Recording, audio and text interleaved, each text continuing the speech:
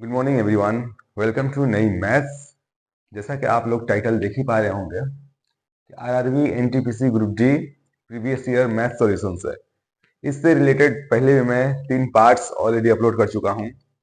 आज ये चौथा पार्ट है, पार्ट 4। तो इसमें हम लोग डिस्कस करेंगे कि जो प्रीवियस ईयर आरआरबी एनटीपीसी की तरफ से जो एग्जाम्स हुए हैं एनटीपीसी के या फिर ग्रुप डी के, उनमें जो आने वाले सवालात हैं उनको कैसे हम लोग सोल्व करेंगे इजी एंड सिंपल ट्रिक से और बहुत ही कम समय में। ठीक है, तो मेरे साथ बने रहिए। देखा जाए पहला क्वेश्चन क्या कहता है। आपके सामने वहां पर डिस्प्ले हो रहा होगा। क्वेश्चन से जो इंपॉर्टेंट चीजें हैं मैं यहाँ पे लिख चुका हूँ, देखिए अपने रेफरेंस के लिए। सवाल है कि लेंथ ऑफ अ ट्रेन, सवाल एक्चुअली है क्या, मैं पढ़ दे रहा हूँ आप लोग को। What is the time taken by a 450 metre long train. एक 450 मीटर लंबी ट्रेन है, वो क्या कर रही है, वो कितना टाइम लेगी क्या करने के लिए। Running at 54 kilometre per hour, 54 kilometre per hour की स्पीड से वो चल रही है, दौड़ रही है। वो क्या कर रही है actually, to cross a man standing on a platform. एक प्लेटफॉर्म पे एक आदमी खड़ा है, उस आदमी को क्रॉस करने में उसे कितना समय लगेगा। वो आदमी बोल दे या फिर पोल बोल दे कोई बात नहीं है, या ट्री बोल दे कोई फर्क नहीं पड़ता। सवाल क्या है थोड़ा सा समझते हैं, ज्यादा टाइम लगने वाला नहीं है, लेकिन पहले सवाल को समझना जरूरी है कि एक ट्रेन है, ये जो ट्रेन है एक पोल को या एक आदमी को जो खड़ा हुआ है कहीं, उसको क्रॉस करने में कितना टाइम लगेगा इसको। तो पहली बात हम लोग ये समझते हैं कि कब हम लोग बोलेंगे कि ये ट्रेन उसको क्रॉस कर गया। जब यहाँ पर ट्रेन अगर मान लीजिए यहाँ पर है तो क्या ये क्रॉस कर पाई, नहीं कर पाई है। अगर मान लीजिए ट्रेन जो है वो ऐसे है, यहां तक चली गई है, तो क्या क्रॉस कर पाई है, अभी भी नहीं कर पाई है। कब बोलेंगे हम लोग क्रॉस कर पाई है, जब इसका पिछला हिस्सा जो है वो ऐसे हो जाए, यहां तक आ जाए। यहां थी ट्रेन, अब वो कहां दौड़ के चली गई, उधर, और अपना पूरा हिस्सा तय कर पाई है। तो एक्चुअली प्रैक्टिकली स्पीकिंग होता क्या है कि जब कोई ट्रेन किसी पोल को या किसी इंसान को या किसी भी पोल ट्री को, दरख्त को क्रॉस कर रही है, तो एक्चुअली वो अपनी स्पीड ही कवर कर रही है। वो अपनी स्पीड ही, सॉरी स्पीड नहीं, अपने डिस्टेंस कवर कर रही है। ठीक है, तो एक बात आप लोगों को समझ में आ जाना चाहिए क्या, कि जब कोई ट्रेन किसी पोल को या फिर किसी दरख्त को या फिर किसी इंसान को क्रॉस कर रही है, इसका मतलब वो अपना दूरी ही तय कर रही है। तो अब सवाल को समझते हैं, सवाल में क्या दिया गया देखा जाए। सवाल में बोला गया क्या कि ट्रेन की लंबाई जो है 450 मीटर है, यानी कि वो 450 मीटर ही कवर करेगी इस स्पीड से। तो टाइम क्या लगेगा, आपको दिया गया है, का डिस्टेंस दिया गया है। डिस्टेंस कितना है भाई, 450 मीटर है, वेरी गुड। स्पीड भी दिया गया है, क्या दिया गया है, 54 किलोमीटर पर आवर। लेकिन यहाँ पर इशू ये है कि 54 किलोमीटर 1 घंटे में जाएगी, लेकिन क्या वो किलोमीटर में जा रही है, वो तो मीटर में जा रही है। तो इसलिए आप लोग को इस स्पीड को कन्वर्ट करना पड़ेगा मीटर पर सेकंड में। तो मीटर पर सेकंड में कन्वर्ट करने के लिए सबसे आसान एक रूल है क्या, इसको 5/18 से मल्टीप्लाई करेंगे, ये क्या हो जाएगा, मीटर पर सेकंड। ठीक है, लेकिन ये 5/18 आया कहां से, मैं यहाँ पे एक्सप्लेन करता हूं, लेकिन आप लोग इसको याद कर लीजिए कि अगर स्पीड है किलोमीटर पर आवर तो उसको मीटर पर आवर में कन्वर्ट करने का रूल क्या है, 5/18 से उसको मल्टीप्लाई करेंगे। क्यों करेंगे यहाँ मैं समझाता हूँ। ये 54 किलोमीटर है ना भाई 1 घंटा में, तो किलोमीटर को अगर हम लोग मीटर में बदलेंगे तो क्या करेंगे, इसको 1000 से मल्टीप्लाई करेंगे। ठीक है, ये मीटर बन गया। और ये जो घंटा है इसको हम लोग 60 × 60 से करेंगे। पहला 60 से किए तो वो मिनट में बदल गया, फिर 60 से करेंगे तो वो घंटा में, सॉरी सेकंड में बदल गया। अब अगर इस पोर्शन को सिंप्लीफाई किया जाए तो वो 5/18 ही आएगा। देखते हैं कैसे। 2 जीरो से 2 जीरो गया, 2 से काटे 2 3 6, 2 5 10 और 5 हुआ 6 3 18, क्या, सॉरी 54 था ना। ठीक है, 54 इंटू उसको 5/6 3 18 से गुना किए। तो ये बार बार इतना करने की कोई जरूरत नहीं है, बस ये बात याद कर लीजिए। और अगर याद नहीं कीजिएगा, आप लोग को लगता है कि एग्जाम में इतना कर पाइएगा आप लोग, तो कर तो जरूर पाइएगा लेकिन टाइम बचेगा नहीं। ठीक है, इसलिए इस चीज को याद कर लीजिए। ये करना क्या पड़ेगा कि कोई भी स्पीड जो है वो किलोमीटर पर सेकंड पर मिनट में है, सॉरी, कोई भी स्पीड जो है वो किलोमीटर पर आवर में है, तो उसको 5/18 से मल्टीप्लाई करके मीटर पर सेकंड में कन्वर्ट कर सकता है। अब ये मामला खत्म है, हमको टाइम चाहिए था। टाइम निकलना है कि उस ट्रेन को कितना टाइम लगेगा उस एक इंसान को क्रॉस करने में, मीन्स अपनी दूरी ही तय करने में। तो क्या होगा, टाइम का फॉर्मूला होता है डिस्टेंस बाय स्पीड। सभी बच्चे जानते होंगे डिस्टेंस क्या तय करिए, वो 450 मीटर की दूरी तय करी है, किस स्पीड से? तो 54 इंटू 5/18 कर दीजिए 18 यहीं पर, ठीक है। इसको थोड़ा बड़ा कीजिए ताकि समझ में आए। अब दिखाइए इसको, 18×3 = 54 हो गया, 5 से 5 9 45 हो गया, 3 से काटिए इसको, 30×3 = 90 हो गया। इसका मतलब ये हुआ उसको 30 सेकेंड्स लग रहे हैं, जो कि ऑप्शन नंबर डी में है। बहुत मुश्किल सवालात नहीं थे, इसको बहुत ही कम समय में हम लोग कर सकते हैं, लेकिन आप लोग को ये सब रूल्स पता होंगे तब, ठीक है। तो कंपटीशन का जो एग्जाम है उसको करेक्ट करने के लिए आपको स्मार्ट वे में क्वेश्चन को सोल्व करना पड़ेगा, ठीक है। ट्रेडिशनल वे में करेंगे लोग तो कभी सोल्व नहीं हो पाएगा, सोल्व होगा लेकिन तमाम क्वेश्चन जो है हम लोग अटेम्प्ट नहीं कर पाएंगे, और क्या होगा कि कट ऑफ क्रॉस नहीं कर पाएंगे। अब कट ऑफ जो होते हैं बहुत हाई फाई कट ऑफ आ रहे हैं, कंपटीशन बढ़ा हुआ है, ठीक है। तो देखते हैं अगला सवाल क्या कहता है। अगला सवाल जो है वहां पे डिस्प्ले हो रहा होगा, आप लोग पहले सवाल वीडियो को पॉज कीजिए, सवाल को पढ़िए, पढ़ के समझने की कोशिश कीजिए। इस क्वेश्चन को पहले हम लोग नॉर्मल जो रूल्स हैं उससे सोल्व करने की कोशिश करते हैं।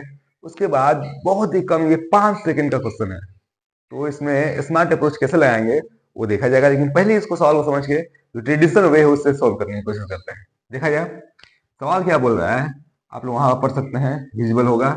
सम इंक्रीजेस बाई 75% इन 10 ईयर्स। 10 साल में वो 75% बढ़ रहा है। इसका मतलब ये हुआ कि प्रिंसिपल जो है अगर 100 है तो उसका इंटरेस्ट कितना बढ़ रहा है? 75।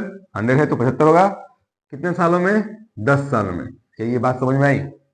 75% बढ़ गया मतलब 175 हो गया, तो 100 था 175 हो गया, मतलब 100 प्रिंसिपल था तो 75 क्या हो गया? उसका इंटरेस्ट हो गया, ठीक है। 175 जो हुआ है वो एक्चुअली उसका अमाउंट है, उससे हम लोग यहाँ मतलब नहीं है, ठीक है। तो अब क्या बोला जा रहा है तो रेट निकाल लीजिए।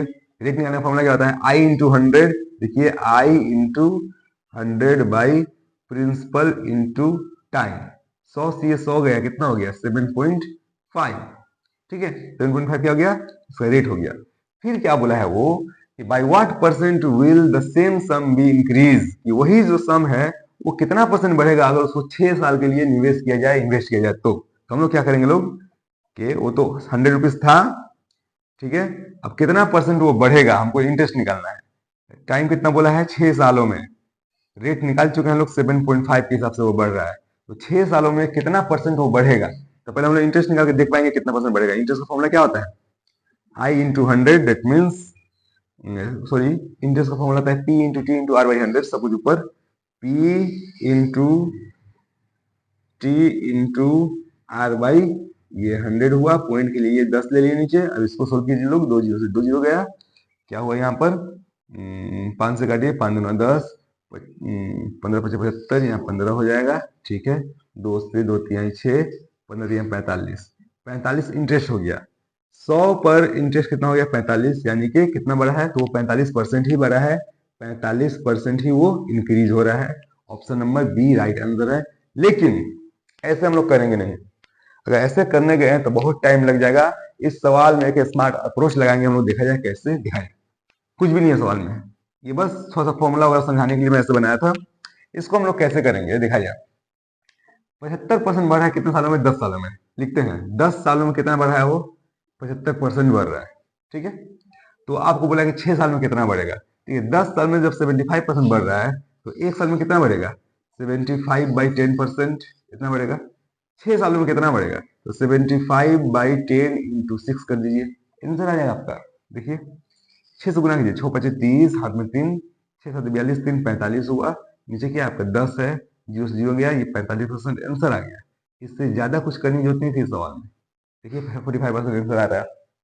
तो ऐसे स्मार्ट अप्रोच लगाने पड़ेंगे ताकि कम समय में मैक्सिमम क्वेश्चन को हम अटेम्प्ट कर पाए और गलती की गुंजाइश कम हो, ठीक है। देखते हैं लोग अगला सवाल क्या कहता है। ट्रिगोनोमेट्री से एक बेहतरीन क्वेश्चन है, देखते हैं। आपके पास सामने डिस्प्ले हो रहा होगा, आप लोग क्वेश्चन को समझिए पहले। मैं वहां से कुछ नोट कर लिया हूँ। क्वेश्चन है कि if 1/1 + tan theta + 1/1 - tan theta value दिया 4, तो आपसे इस एक्सप्रेशन का वैल्यू चाह रहा है वो cosec square theta plus sec square theta. इसमें हम लोग क्या करेंगे, सिंपली इसका एलसीएम लेंगे। इसका अगर एलसीएम लेंगे थोड़ा सा स्मार्ट अप्रोच लगाना पड़ेगा, इस नहीं तो ये थोड़ा लंबा होगा और टाइम किल होगा। हम लोग क्या करेंगे, इसका अगर एलसीएम लेंगे, ये 1 + tan theta into 1 - tan theta हुआ, ठीक है। इसको टू क्या दिया है? तो 4 दिया हुआ है, ठीक है। अब ये प्लस वाला कैंसिल हुआ तो 1 माइनस को 1 में करेंगे तो 1 - tan थीटा हो गया, प्लस यहाँ पर है माइनस होता कैंसिल हुआ तो 1 + 10 यहाँ लिख दीजिए आप लोग 1 + tan थीटा। अब यह फायदा जो है 10 से 10 ये कर गया, ऊपर क्या बचा 2 बचा, नीचे 1 + 10 1 + 10 means 1 square minus 10 square theta equal to 4। 2 एकम 2 2 दूना 4 कर सकते हैं। ये 1 - 10 स्क्वायर यहाँ पर हम लोग कुछ लिख नहीं सकते हैं। एक्चुअली क्या होता है sec square theta minus 10 square theta बराबर 1 होता है। ठीक है, तो अगर हम लोग सेक स्क्वायर थीटा बराबर क्या लिखना चाहेंगे तो 1 + 10 स्क्वायर लिख सकते हैं, लेकिन वहां यहाँ पर 1 - 10 है इसलिए ये फॉर्मूला यहाँ पर वैलिड नहीं है। ठीक है, इसको हम लोग यहाँ पर इस्तेमाल नहीं कर सकते हैं। तो क्या करेंगे देखा जाए, थोड़ा सा ये लेंदी हो सकता है, देखा जाए क्रॉस कीजिए आप लोग तो 2 से कीजिए, 2 से मत कीजिए। यहाँ पर क्या 1 - 10 है ना, इसको ऊपर लेके जाइए तो 1 - 10 स्क्वायर थीटा बराबर क्या हो गया, ये 2/1 था, ये 1/2 हो जाएगा। Very good. अब एक काम कीजिए, ये 10 स्क्वायर थीटा का वैल्यू क्या होगा, तो ये माइनस में था प्लस में लिखा हूं तो ये 1 जाएगा उधर प्लस में, ये -1/2 हो जाएगा। ठीक है, तो इतना नहीं लिखना है, अगर 1 में से हाफ माइनस होगा ये हाफ ही होगा। थोड़ा सा स्मार्ट लगाइए अप्रोच ताकि टाइम बचे। तो 10 का वैल्यू क्या हो गया आपका, 10 का वैल्यू हो गया 1/2 का स्क्वायर रूट। तो क्या होता है स्क्वायर रूट क्या होता है, 1 का रूट 1 ही होता है, 2 का 1/2। अब यहां से एक काम कर सकते हैं लोग, 10 मतलब क्या, p/b perpendicular by base. Perpendicular आपका 1 है, बेस 2 है। यहाँ से आप एक काम कीजिए, एक राइट एंगल ट्रेंगल में परपेंडिकुलर आपका कितना है भाई 1 है, बेस √2 है, हाइपोटेनस निकाल लीजिए। हाइपोटेनस कितना होगा, ये √3 होगा। कैसे देखिए हाइपोटेनस निकालते हैं लोग कैसे, P square plus B square करते हैं तो 1 का स्क्वायर प्लस √2 का स्क्वायर करके उसका रूट निकालेंगे। तो 1 का स्क्वायर तो 1 ही हुआ, ये स्क्वायर से रूट गया तो 2 हो गया, क्या बच गया वो √3 बन गया। बस आपका पी बी एस तीनों निकल गया। अब कुछ भी आप लोग निकाल सकते हैं। क्वेश्चन में देखा जाए, क्वेश्चन बोला है cosec square theta plus sec square theta. Cosec क्या होता है, ये h/b होता है, साइन का इनवर्स है, h/b का स्क्वायर। इतना लिखना नहीं है आप लोग को, बस वैल्यू पुट कीजिए, बस गलती ना हो थोड़ा सा लिख रहा हूं मैं। सेक का क्या होता है, वो कोसेक होता है h/p, सॉरी ये h/b होता है, इसका स्क्वायर। वैल्यू पुट कीजिए, हाइपोटेनस कितना निकालना है आप लोग √3, तो √3 का स्क्वायर 3 हो गया, परपेंडिकुलर 1 है तो 3/1 हो गया, प्लस हाइपोटेनस आपका √3 है तो √3 का 3 हो गया, कुछ गलती हो गया, कोसेक h/p h/b। ठीक है, बेस कितना, ठीक है ठीक है। यहाँ पे क्या होगा √2 होगा तो √2 का स्क्वायर 2 हो गया। एलसीएम आप लोग लीजिए 2, 2 3 6 हो गया, 2 से 2 कैंसिल हुआ 3 हो गया, 6 3 9, 9/2 हुआ, जो कि आपका option number A right answer है। ठीक है, थोड़ा सा तो ये लेंदी हुआ, देखता हूँ इसका कोई अगर शॉर्टकट ट्रिक्स निकलता है तो आपको इन्फॉर्म करता हूँ। फिलहाल के लिए इसी अप्रोच को अपनाएंगे लोग। देखा जाए अगला क्वेश्चन क्या कहता है। अगला सवाल देखते हैं लोग, नंबर सिस्टम से है, नंबर से रिलेटेड है। 1/7 ऑफ अ 2 डिजिट नंबर, एक 2 डिजिट नंबर है, उसका 1/7 जो है is 15 less than half of the number. उस नंबर के आधा से 15 कम है। इसको पहले इक्वेशन में कन्वर्ट करना पड़ेगा, लेकिन यहाँ पर जैसे ही आप लोग 2 डिजिट नंबर देखिएगा आप लोग के माइंड में आएगा कि यूनिट डिजिट को x मान ले एंड 10 डिजिट को y मान ले। तो x y मानेंगे तो ये सवाल बनेगा नहीं, क्योंकि 2 वेरिएबल्स आ जाएंगे, इसको इक्वेशन जो है वो उतना होगा नहीं, 2 इक्वेशन बनेगा नहीं, आप लोग बना नहीं पाएगा। देखा जाए क्या करते हैं, मानते हैं उसको लेट द नंबर जो है नंबर बी x मान लिया उसको। ठीक है, अब इक्वेशन बनाते हैं हम कि एक 1/7 ऑफ द नंबर, x का जो 1/7 है ना, ये 15 कम है किससे, उस नंबर के आधा से। ये 15 कम है तो इसको 15 आप लोग कर दीजिए कम। इक्वेशन का यही रूल है कि अगर ये पोर्शन कम है तो इसको कम कर दीजिए, ये जितना कम था इसको उतना ही कम कर दीजिए। एग्जाम्पल के देखिए कि 7 जो है वो 10 से कितना कम है, 3 कम है ना, इसको 3 कम कीजिए, इक्वेशन बन जाएगा। ठीक है, तो अब यहां से देखा जाए, क्रॉस करते हैं लोग, क्रॉस करने से ये x/7 हो जाएगा। यहाँ पर एलसीएम ले लीजिए आप लोग, तो x - 15 30 हो जाएगा। क्रॉस कीजिए, अब 7 से होगा तो 7x - 7 3 21 210, ये 2x हो गया। इसको इधर लेके आइएगा तो ये 5x घट जाएगा, ये जाएगा तो 210 उधर हो गया। x का वैल्यू आराम से निकल जाएगा 210/5, 5 चौका 20, 5 10 42 हुआ। लेकिन ये हम लोग का आंसर नहीं है, हम लोग का आंसर क्या होगा, सम ऑफ डिजिट्स पूछा है। इन दोनों डिजिट्स का सम क्या होगा, 4 + 2 क्या होगा 6 होगा। 6 ही हम लोग का राइट आंसर है, ऑप्शन नंबर डी। ठीक है, उम्मीद है ये बात समझ में आई होगी। तो देखा जाए अगला क्वेश्चन क्या कहता है। ये सवाल देखिए सिंप्लीफिकेशन से रिलेटेड है, इसको 2 या 5 सेकंड के अंदर हम लोग कर पाएंगे। देखा जाए पर इसको देखिए, डिवाइड कीजिए, 14 चौका 56, यहाँ पर 4 आ गया। ठीक है, ये 2 का स्क्वायर है, रख देते हैं इसको, 3 दूना 6 हो गया, यहाँ पर आराम से हो गया। अब ये 2 का स्क्वायर क्या हुआ, 4 हुआ, 4 चौका ये 16 हो गया, वेरी गुड। अब यहाँ पे जो कट गया है 2 बचा हुआ है, 2 बार दूना 24 हो गया, प्लस में 10 बचा हुआ था, यही जेड का वैल्यू है। अब ये 10 ये 16 प्लस में तो 26 प्लस में हो गया, 24 माइनस हो गया, घट के क्या गया 2, 2 ही इसका राइट आंसर है। अब इससे भी क्या किया जाए इसमें, ठीक है, बढ़ते हैं अगले क्वेश्चन की तरफ। अगला सवाल जो है वो मेंस्ट्रुएशन से रिलेटेड है, क्षेत्रमिति बोलते हैं उसको। देखा जाए सवाल क्या कह रहा है, The outer radius of a spherical shell is 9 centimetre. एक स्फेरिकल गोलाकार ऐसा शेल है, उसका आउटर रेडियस, इसका मतलब वो किसी ना किसी मेटल से बना हुआ है। देख लेते हैं इसको, मान लीजिए ऐसे बना हुआ है, ये अंदर में ये मेटल है, बीच में ये खाली हिस्सा है। जो आउटर रेडियस बोल रहा है यहाँ से यहाँ तक वो 9 सेंटीमीटर है, और थिकनेस इसका क्या दिया हुआ है 1 सेंटीमीटर, मीन्स इनर रेडियस कितना हो गया 8 हो गया। ये बात समझ में आ गई, 1 सेंटीमीटर ये थिकनेस है, ये थिकनेस 1 सेंटीमीटर है, तो वो 9 में से 1 घट जाएगा। अब क्या बोल रहा है आपसे, volume of metal used in the shell, कि इस पोर्शन का वॉल्यूम निकालना है। एक्चुअली ये तो गोलाकार है ना, गोलक है, ठीक है, ऐसा है 3D फिगर है, हमको वॉल्यूम निकालना है किसका, इस पोर्शन का। तो हम लोग क्या करेंगे ऐसे क्वेश्चन में कि सिर्फ मेटल का अगर वॉल्यूम निकालना है तो पूरा का वॉल्यूम में से अंदर वाला का, इस रेडियस के हिसाब से पूरा का वॉल्यूम निकल गया, इस रेडियस के हिसाब से अंदर का वॉल्यूम निकल गया, माइनस करेंगे तो इसका वॉल्यूम निकल जाएगा। देखो उसके लिए एक सिंपल सा फॉर्मूला है, देखते हैं क्या फॉर्मूला है, कि वॉल्यूम 4/3 पाई आर क्यूब बड़ा आर क्यूब माइनस छोटा आर क्यूब, ये फॉर्मूला होता है। ठीक है, बस एक ही बार में सिर्फ मेटल का, इस मेटल का वॉल्यूम निकल जाएगा। अब देखा जाए, ये 4/3 है, पाई का वैल्यू 22/7, बड़ा आर कितना है 9 सेंटीमीटर है, तो 9 का क्यूब 729 में लिख दिया, और छोटा 8 है, आर का क्यूब 512, इतना तो आपको याद होना चाहिए। ठीक है, अब ये क्या होगा, इसको माइनस करेंगे तो क्या होगा, माइनस कर लेते हैं। अगर 9 में से 2 गया 7 हो गया, यहाँ पे बचा आपका 12, 2 में से 1 गया 1 हो गया, 7 में 217, यहाँ पे हम लोग 217 लिख देंगे। क्या लिख देंगे यहाँ पर, इंटू 217, कहाँ से आया अभी आपको समझ में आया, 7 से कट रहा है, 7 3 21, 7 एकम 7 31 हो गया। ठीक है, अब बस गुना कीजिए, और कुछ कट नहीं रहा है, गुना करके देखिए मिक्स्ड न्यूमेरल के शक्ल में, सही के शक्ल में है, तो आपको गुना करके उसको डिवाइड करना पड़ेगा।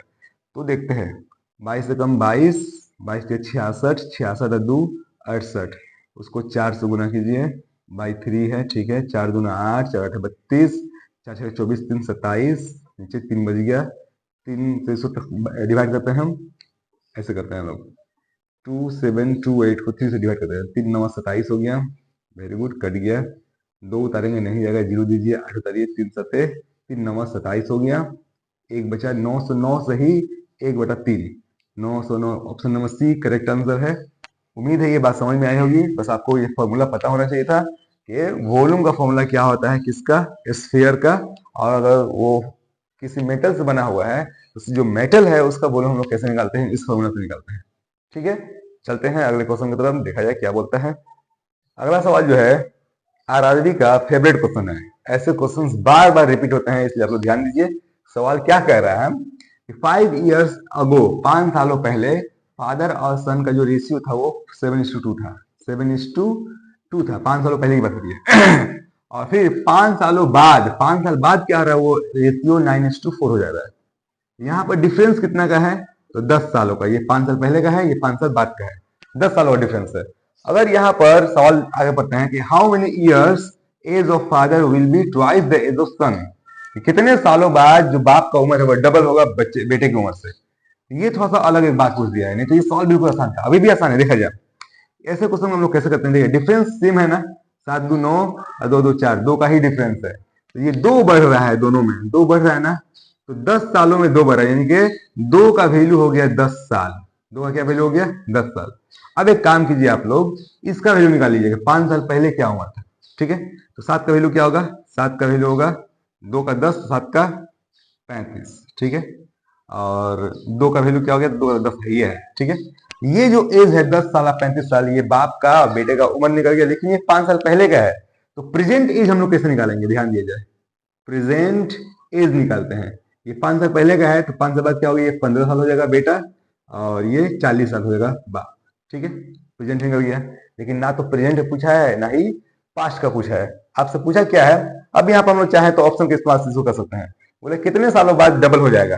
देखते हैं, अगर 8 साल, ऑप्शन नंबर ए अगर करेक्ट होता तो क्या होगा, दोनों में 8 जोड़ेंगे, तो तो 15 8 23 हुआ, ये 48 हो गया, क्या डबल हुआ? नहीं हुआ, ये ऑप्शन कैंसिल। ठीक है, 12 जोड़िए, तो 15 12 कितना हुआ? 27 हो गया, 40 12 52 हो गया, 27 9 54, नहीं ये भी कैंसिल।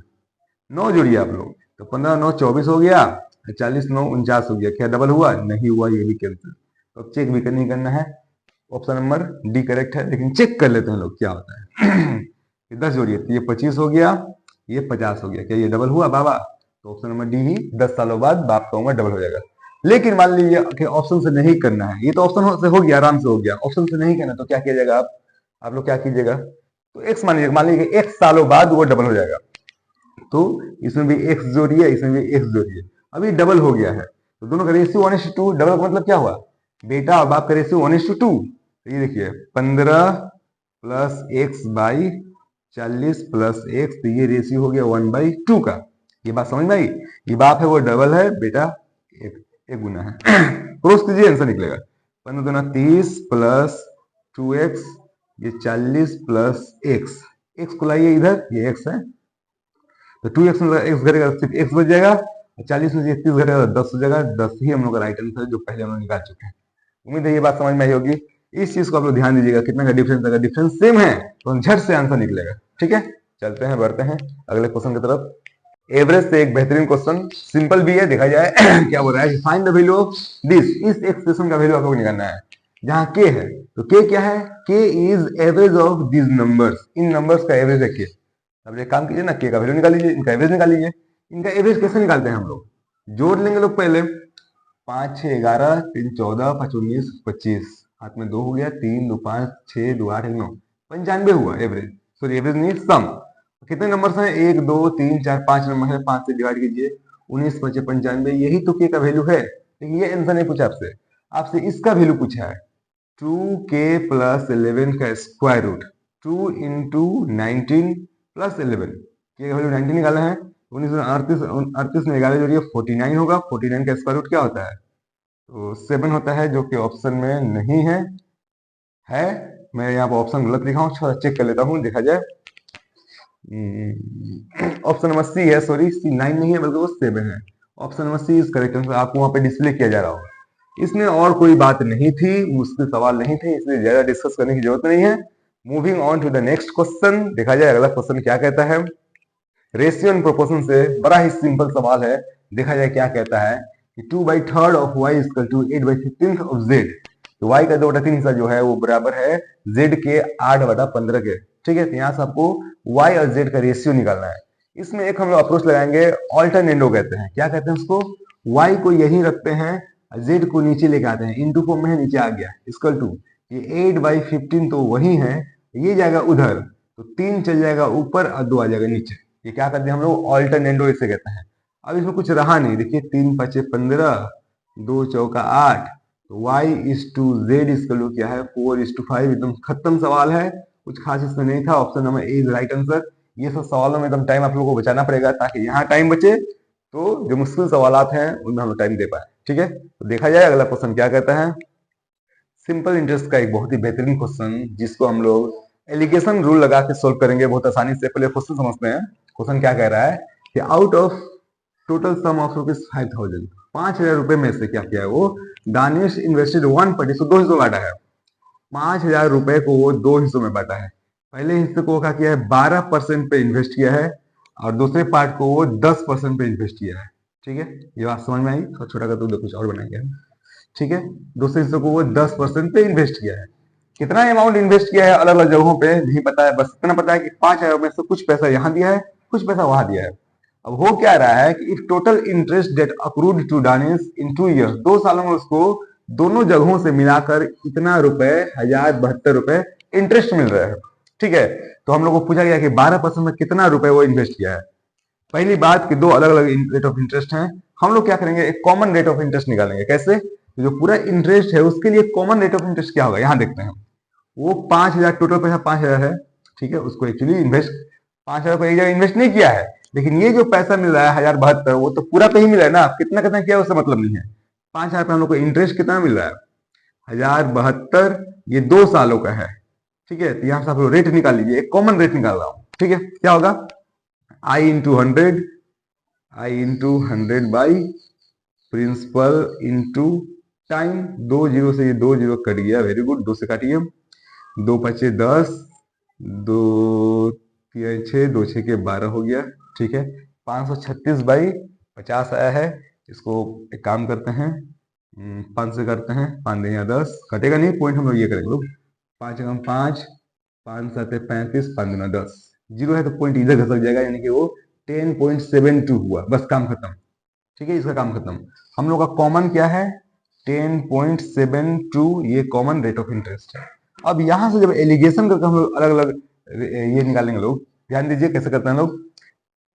10.72 में से अगर 10 घटेगा तो 0.72 यहाँ बचा, इस टू दीजिए, रेशियो निकाल रहे हैं लोग, ठीक है। इस पार्ट को, इस पैसे को किस रेशियो में डिवाइड किया गया। अब 12.72, 12 में से अगर 10.72 माइनस होगा, माइनस में गलती हो सकती है, देखिए 12.00 में से हम लोग 10.72 माइनस करेंगे, ठीक है। 10 में 2 गया 8 हो गया, 9 में 7 गया 2 हो गया, यहाँ पर एक 1.28 क्या हो गया, 1.28, बस मामला खत्म। 2 बार पॉइंट है, यहाँ पर भी 2 बार पॉइंट है, ये खत्म कर दीजिए आप लोग। इसको काटने की कोशिश करते हैं, 72 12 से कट रहा है, नहीं कट रहा है, 4 से कट रहा है, 4 से कट रहा है, 4 कम 4, 4 8 32, 4 3 12, 4 2 8, फिर कट रहा है 2 से, 2 9 18, 16 32, यही रेशियो हो गया, लेकिन ये आंसर नहीं है। अब इस रेशियो पर इस पैसे को बांटा है। अब ये जो है 9, वो 12% जो इन्वेस्ट किया है उसका ये रेशियो है, और 10% में जो इन्वेस्ट किया है उसका रेशियो 16 है। हमको क्या निकालना है, इसको मैं मिटा के वहां पर करता हूँ। हमको निकालना है क्या कि 5,000 रुपए में से कितना पैसा वो 12% पे इन्वेस्ट किया गया है। तो 12% का रेशियो क्या है, 9 है, तो 5,000 का 9 का पार्ट निकालेंगे तो 9/16 9 25, ठीक है, ऐसे ना निकालते हैं लोग। 25 से काटिए, 25 दूना 50, 2 जीरो, 9 दूना 18, 1800 रुपए को वो 12% पर इन्वेस्ट किया गया, 1800 रुपए, अपना सी राइट आंसर। ये बात समझ में आई? नहीं समझ में आई, वीडियो को पॉज कीजिए, खुद से बनाइए, फिर समझिए। अगर फिर भी कुछ डाउट है तो आप लोग कमेंट कीजिए, डीएम कीजिए मुझे, टेलीग्राम का लिंक आपको डिस्क्रिप्शन में मिल जाएगा, मैं वहां से आपको एक्सप्लेन करने की कोशिश करूंगा। कोई डाउट हो तो आप लोग कमेंट कीजिए, ठीक है। चलिए देखते हैं अगला क्वेश्चन क्या कहता है। अगला सवाल जो है वो ज्योमेट्रिक का है, बहुत ही इंपॉर्टेंट क्वेश्चन है, जो कि टेंजेंट से रिलेटेड कुछ प्रॉपर्टीज हैं उस पर बेस्ड है। क्या कहता है सवाल, देखते हैं। सवाल कहता है कि A B and C D are two parallel tangents. एक सर्कल है, इस पे 2 पैरेलल टेंजेंट्स हैं। टेंजेंट समझते हैं आप लोग, जो सर्कल को एक पॉइंट पे टच करके गुजरे। अब पैरेलल है तो ऐसा होगा कुछ, ठीक है। 2 पैरेलल टेंजेंट्स हैं, ये हो गया, ठीक है। अब क्या कह रहा है हम, ये ए बी है और ये सी डी है, ठीक। अब बोला है क्या कि सेंटर इसका वो दिया हुआ है, दे देते हैं लोग। Points P and Q are on A B and C D. A B पर एक पॉइंट है पी कहीं भी, और सी डी पे भी कहीं भी है। ऐसा है such a way that P Q touches the circle. P Q जब मिलाएंगे तो सर्कल को टच करेगा। तो मान लीजिए यहाँ पर पी है और यहाँ पर क्यू है, और ऐसा है कि इसको अगर आपस में मिलाएंगे तो सर्कल को टच करेगा वो आर पे, ठीक है। इसे जहां मन वहां नहीं ले सकते हैं, ऐसे जगह पर लेना है ताकि मिलाने से सर्कल को टच करे। अब क्या बोला आपसे, पी ओ क्यू का वैल्यू पूछ रहा है। जो angle P O Q centre पे बन रहा है उस एंगल का वैल्यू आपसे पूछ रहा है। बहुत मुश्किल चीज नहीं है, बस एक कॉन्सेप्ट है जिसको आप लोग समझिए। पहले एक कॉन्सेप्ट ये है कि सर्कल के बाहर से कोई पॉइंट है, वहां से अगर 2 टेंजेंट खींचेंगे, 2 ही टेंजेंट खींच सकते हैं, तो दोनों टेंजेंट जो है आपस में बराबर होते हैं, पहली बात। And they subtend equal angles at the centre. और सेंटर पे वो लोग एक इक्वल एंगल बनाते हैं। इस लाइन को अगर मिलाएंगे, इसको मिला देंगे, इसको मिला देंगे, ये जो एंगल सबटेंड हुए हैं इस टेंजेंट के जरिए यहाँ पे, और इस टेंजेंट के जरिए यहाँ पे एंगल सबटेंड हुआ है। ये दोनों टेंजेंट्स, दोनों एंगल्स हैं वो बराबर होते हैं। इसी बात पे इस क्वेश्चन को हम लोग कर पाएंगे आराम से। पहले मान लेते हैं कि इसको टच किया है वो ई पे, यहाँ टच किया है एफ पे। आप एक काम कीजिए, ई एफ को मिला दीजिए, सेंटर से गुजरेगा, ठीक है। उसके बाद क्या हुआ है, वो रेडियस एक्चुअली, इसको भी मिला दीजिए आप लोग। अब यहाँ से वो कॉन्सेप्ट काम करेगा, कैसे देखा जाए कि P एक एक्सटीरियर पॉइंट है। समझने के लिए देख लेते हैं कि P यहाँ पे एक एक्सटीरियर पॉइंट है, यहाँ से टेंजेंट इधर, यहाँ से टेंजेंट यहाँ रखते हैं, सॉरी, यहाँ से टेंजेंट इधर। अब ये दोनों टेंजेंट तो बराबर होंगे, उसके अलावा दोनों जो है सेंटर पे इक्वल एंगल सबटेंड करेंगे। ये एंगल बराबर होंगे। यहाँ पे ये जो एंगल दिख रहा है और ये वाला, ये दोनों बराबर होंगे। इसको x, इसको भी x मान लेते हैं। उसके बाद देखिए क्या होता है, यहाँ भी एक पॉइंट है, यहाँ से इस पर टेंजेंट गया है, इधर टेंजेंट गया है, दोनों टेंजेंट्स तो बराबर होंगे, लेकिन उससे मतलब नहीं है। दोनों जो एंगल सबटेंड करें यहाँ पे, ये दोनों एंगल बराबर होंगे। अगर ये y हो रहा है तो ये भी क्या हो रहा है, y हो रहा है। बस सवाल खत्म हो गया। अब अगर आप लोग देख पा रहे होंगे तो यहाँ पे एक ऐसा लाइन है, जिसपे ऐसा ऐसा सब निकला हुआ है, ये x है, ये भी x है, ये y है, ये भी y है, सारे एंगल्स को जोड़ के 180 हो रहा है, सीधा लाइन बन रहा है। मतलब x 2x plus y 2y मिला के कितना हो रहा है, 180 हो रहा है। अब दो कॉमन लीजिए तो x प्लस वाई बचेगा, और दो से उसको डिवाइड कीजिएगा तो 180/2 मतलब 90 हो गया। ठीक है, तो x प्लस वाई मतलब क्या, जो एंगल पूछा था आपसे पी ओ क्यू, वो x प्लस वाई ही तो है। तो क्या पी ओ क्यू एंगल जो है वो 90 डिग्री नहीं निकल गया आप लोग का? आराम से ये 90 डिग्री निकल गया, जो कि option number B correct answer है। इसको, इस प्रॉपर्टी को याद रखिए आप लोग, इसको डायग्राम को ड्रॉ कीजिए, प्रैक्टिस कीजिए, इंशाल्लाह फायदा होगा। अगला क्वेश्चन देखते हैं क्या कहता है। मेंस्ट्रुएशन का एक सवाल देखते हैं, बहुत ही अहम, बहुत ही इंपॉर्टेंट, बहुत ही बेहतरीन किस्म का ट्रिक्स इसमें सीखेंगे लोग। सवाल क्या कहता है कि radius of base of conical tent, एक कोनिकल टेंट है, कोनिकल टेंट है ऐसा, उसका बेस का रेडियस दिया हुआ है, कितना दिया है, 9 मीटर, बेस रेडियस कितना है, 9 metre, and its height is 12 metre, उसका हाइट जो दिया हुआ है, ये हाइट हो गया, ये 12 मीटर है। ठीक है, तो क्या कह रहा है, find the cost of material needed to make it, इसे बनाने के लिए, अब टेंट है तो उसको बनाने के लिए तिरपाल लगेगा या कुछ भी लगेगा, वो ऊपर ही लगेगा, उसका लेटरल सरफेस एरिया जो है, जो कर्व सरफेस एरिया है उसी पे लगेगा, बेस में तो टेंट तिरपाल या तिरपालिन कुछ तो लगेगा नहीं। तो find the cost of material needed to make it, if it cost ₹100 पर पाई, पाई मीटर स्क्वायर का वैल्यू दिया है 100 रुपया, तो इसका, इसमें कितना इसका एरिया है, पहले एरिया निकालते हैं, और उस एरिया के हिसाब से उसका खर्च कितना आएगा। बहुत ही आसान सवाल है। पहली बात तो ये है कि जो कर्व सरफेस एरिया है, इसका कर्व सरफेस एरिया, उसका फॉर्मूला होगा पाई आर एल। आप लोगों को तो रेडियस तो दिया गया है, एल मीन्स ये सिलेंट हाइट होता है, वो नहीं दिया गया है। तो सिलेंट हाइट कैसे निकालेंगे, तो देख के निकाल सकते हैं। कैसे, उसके लिए ट्रिक बताता हूं आप लोगों को। एक ट्रिपलेट है राइट एंगल ट्रायंगल का, उसको याद रखिए आप लोग, ये अगर 3 है, ये 4 है, तो ये 5, 3 4 5। अब इसी में मल्टीप्लाई करके हम लोग बहुत सारे ट्रिपलेट्स बना सकते हैं। अगर ये ट्रिपलेट आप लोग को याद है तो देखिए, इसको ऐसे करता हूँ, यहाँ 3 लिखता हूँ, यहाँ 4 लिखता हूँ, उसी टाइप का है। 3 का 3 गुना है 9, 4 का 3 गुना है 12, तो 5 का 3 गुना 15 होगा, निकल गया। अलग से निकालने की जरूरत नहीं है। तो अलग से आप लोग निकालने जाइए तो क्या कीजिएगा कि आपको 12 पता है परपेंडिकुलर, बेस पता है, तो हाइपोटेनस निकालिएगा। कैसे निकालिएगा, तो 12 का स्क्वायर प्लस 9 का स्क्वायर का रूट कीजिएगा आप लोग, ये 144 हो गया, ये 81 हो गया, इसको ऐड करने से ये 225 होगा, उसका स्क्वायर रूट, अंत में 15 ही निकलेगा। लेकिन कोई जरूरत है इसे निकालने की, कोई जरूरत नहीं है। क्या करेंगे हम लोग, ये ट्रिपलेट याद रखेंगे, और ट्रिपलेट याद रखेंगे तो हम लोग आराम से देख के बता पाएंगे कि अगर बेस दिया हुआ है, परपेंडिकुलर दिया हुआ है, हाइपोटेनस क्या होगा। 3 का 3 गुना है, ये 4 का 3 गुना है, मतलब वो वैलिड है। ये भी क्या होगा, 5 का 3 गुना 15 हो जाएगा बस। अब क्या होगा, कर्व सरफेस एरिया क्या होगा, पाई आर एल हुआ, तो रेडियस तो दिया हुआ है 9, एल निकालिए 15, ये मीटर स्क्वायर इतना एरिया है। ठीक है, इसी एरिया पे क्या खर्च होगा, तो पाई मीटर स्क्वायर होता, अगर पाई मीटर स्क्वायर होता तो उस पर खर्च आते कितने, 100। तो 1 मीटर स्क्वायर पे खर्च क्या आएगा, तो 100/पाई आएगा। हमको निकालना क्या है, आपको ये निकालना है कि pi into 9 into 15 metre square पे खर्च किया आएगा। तो 100/पाई को मल्टीप्लाई कीजिए इससे, पाई इंटू 9 इंटू 15, आराम से पाई का जो वैल्यू है 22/7, कोई जरूरत नहीं है पुट करने की, क्योंकि पाई का रिलेशन दिया हुआ है, पाई से पाई कट जाएगा। देखिए पाई से पाई कट गया, अब इसको गुना कीजिए आराम से, 15 नमा 135 होता है, 2 जीरो चिपका दीजिए, इतना रुपए खर्च होंगे, जो कि ऑप्शन नंबर डी है करेक्ट आंसर। बहुत मुश्किल सवाल नहीं था, लेकिन इसमें 2-3 कंसेप्ट हम लोग सीखे हैं बेहतरीन, आप लोग इसे याद रखिए। ठीक है, क्वेश्चन आए तो उसको इस्तेमाल कीजिए। बढ़ते हैं अगले क्वेश्चन की तरफ। ये सवाल देखते हैं, एलजेब्रा का है, बहुत ही आसान सवाल है। दो इक्वेशंस दिए गए हैं, 3x + 2y का वैल्यू दिया है 13, और y² - 4y + 4 का वैल्यू दिया है 0। तो आपसे x y का वैल्यू पूछ रहा है। ऐसे क्वेश्चंस को हम लोग ऑप्शन से भी आराम से कर सकते हैं, लेकिन फिलहाल मैं नॉर्मल ट्रिक्स दिखाता हूं आप लोग को, उसके बाद ऑप्शन से कैसे करेंगे वो भी दिखाऊंगा। तो देखा जाए पहले, अगर इस चीज को आप लोग फोकस कर पा रहे होंगे तो ये फॉर्मूला है y² - 4y + 4, ये y - 2 का होल स्क्वायर का फॉर्मूला है, सही है। तो इसलिए y - 2 का वैल्यू क्या हो गया, तो स्क्वायर पे 0 पे स्क्वायर किया तो रूट बन के खत्म हो गया, तो y का वैल्यू क्या हो गया, यहाँ से 2 हो गया। अब ऑप्शन में 2 कहाँ पे है, y का वैल्यू यहाँ पर है और यहाँ पर है, यही दोनों आंसर हो सकते हैं, ये दोनों कैंसिल।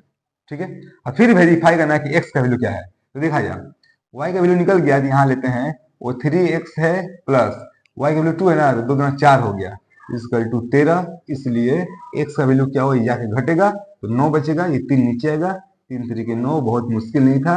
तो 3 2 कहाँ पे, यहाँ पर यही ऑप्शन करेक्ट है। ठीक है, ये भी मुश्किल नहीं था, इसमें भी टाइम नहीं लगता। लेकिन चलिए देखते हैं इसको ऑप्शन हम लोग कैसे करेंगे। इसी क्वेश्चन को हम लोग ऑप्शन से कैसे करेंगे देखा जाए। क्या करेंगे हम लोग देखते हैं।